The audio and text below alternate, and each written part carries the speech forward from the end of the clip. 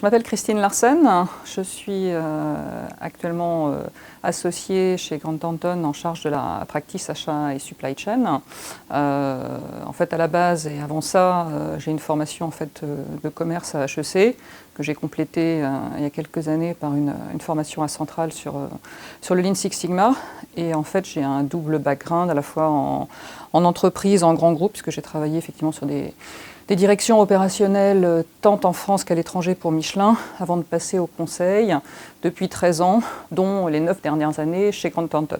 Donc si on revient un petit peu effectivement à la practice achat et supply chain, on est en fait en charge de l'optimisation des achats et de la supply chain, donc de toute la chaîne d'approvisionnement, stock, logistique, transport, gestion des flux pour les entreprises.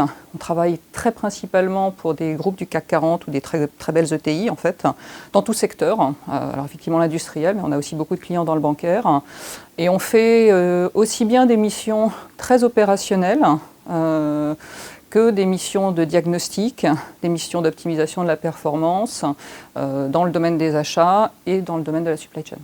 Après, pour parler un petit peu de ce qu'on fait et ce qu'on offre à nos consultants, il y a plusieurs choses. La première, c'est effectivement le fait de pouvoir faire des missions très diverses, très intéressantes pour des, comme je l'ai mentionné avant, des grands groupes du CAC 40, que ce soit dans le domaine des achats et de la supply chain.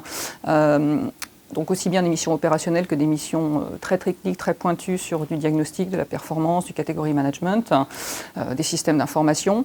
Ensuite, je pense qu'on a on peut vraiment proposer aux gens d'évoluer au sein de Grant Thornton, que ce soit au sein de notre practice ou plus largement au sein de Grant Thornton, parce que tout simplement, on est une practice qui a non seulement de fortes ambitions, mais surtout qui a des taux de croissance très élevés.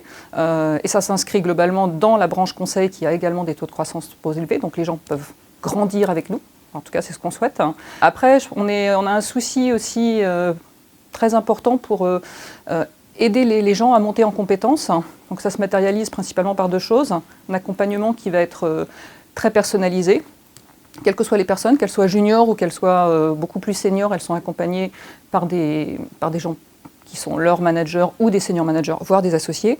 Et puis un programme de formation qui lui aussi dépend en fait du niveau de seniorité de la personne, donc qui permet de l'accompagner, de la faire évoluer, et qui va concerner aussi bien ce qu'on appelle les hard skills, donc tout ce qui est vraiment les aspects techniques de nos métiers, mais aussi les soft skills, et donc tout ce qui est beaucoup plus comportemental. Et puis enfin, on essaye d'avoir une ambiance aussi dynamique et sympathique que possible, avec des parrainages pour les nouveaux entrants, avec des after-work réguliers, avec des soirées un peu plus festives qui sont organisées entre les différentes entités, practices de la branche conseil. Et puis on a la chance maintenant d'avoir des locaux qui sont absolument super et qui donnent envie de s'y retrouver. Alors sur les candidats qu'on recherche et qu'on aimerait voir venir chez nous, bien évidemment il y a un aspect technique et seniorité qui varie selon les typologies de jobs, mais je voudrais insister sur le caractère des personnes parce que pour être un bon consultant, il y a vraiment un aspect humain qui est fondamental et qui est de plus en plus important avec la seniorité quand on évolue. Donc je parlerai en fait de gens qui sont prêts à s'engager, à s'impliquer dans des projets. Ça, je pense que c'est important. Je pense qu'il faut des gens qui soient enthousiastes, qui aient envie de faire des choses, des gens qui soient curieux et ouverts d'esprit, parce qu'en permanence, on est aussi dans des logiques de créer des nouvelles choses, des gens qui ont de l'humilité, parce que travailler pour les clients, ça demande souvent beaucoup d'humilité et c'est fondamental dans nos métiers. Et puis des gens qui sont effectivement, qui ont envie de bien faire, qui ont envie de se dépasser, qui sont rigoureux.